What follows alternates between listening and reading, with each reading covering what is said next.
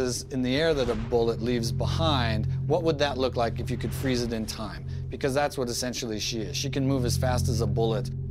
In human scale, you can't see that air disturbance, but if it's frozen, you could. So we tried to create the look of the roiling air left behind her. As Hero discovers it and begins to follow the trail, it's almost transparent. It really is just the air. And if you look at it closely, you can actually see that it's contoured to the shape of her body. And then as he gets closer and closer, it starts to get the color of her clothing like it's been left behind as part of the blur.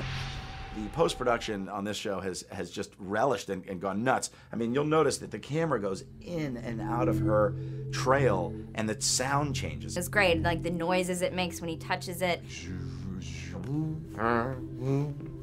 It's awesome, you know? I don't know where they get these ideas, but it's great. It's fun, and it's a good time, and it's cool to see the what it looks like afterwards, because at the time I'm like, there's no way this is gonna look like anything, you know. I'm stopping in the middle of the room and, like, you know, turning quickly, and it looks great actually.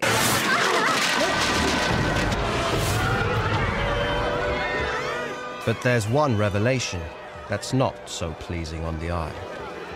When Hero goes into the future to try to find out what exactly we're supposed to do, he gets a glimpse into a very interesting future and a very dark future.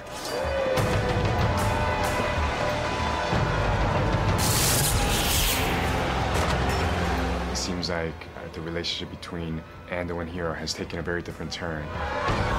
It's kind of hard to foresee where the conflict rises from and if that future will actually play out, but it was a very sort of surprising and shocking reveal.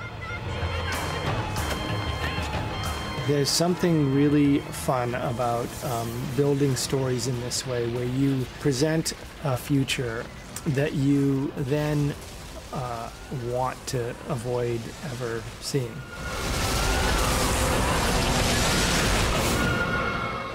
So it was really important for us to create a scenario very early on, and by putting it right up in front for everyone, they inherently know for the rest of the volume what the stakes are.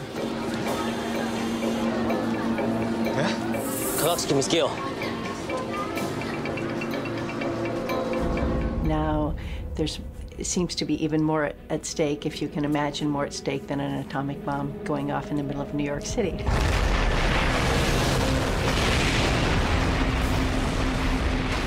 Or a deadly virus killing everyone on Earth. I guess it's hard to get darker than that, but you know, Tim Kring and the crew seem to have done it. It's really survival. You know, we have a little cockroach as one of our symbols because the cockroach has survived millions of years, and that's basically what's happened to these characters. It's survival. We're a bunch of cockroaches just trying to, you know, kill each other.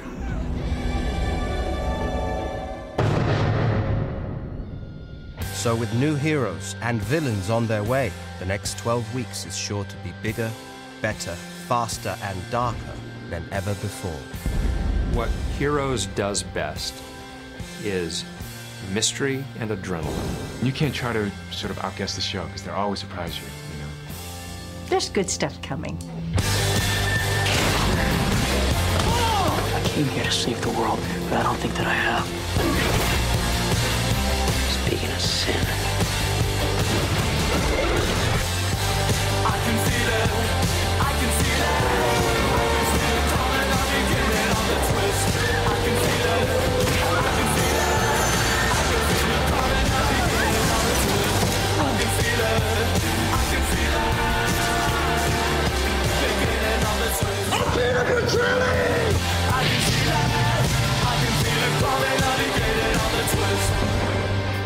It's saving the world, but it's a different world, and it's a whole new day. Did you miss me?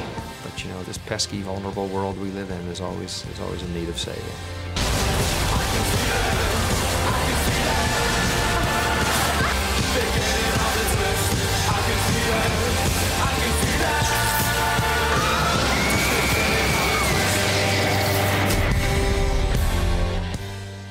For sneak previews and video exclusives, go to bbc.co.uk/heroes, and you can catch the very next episode right now on both BBC Three and the BBC HD channel, next here on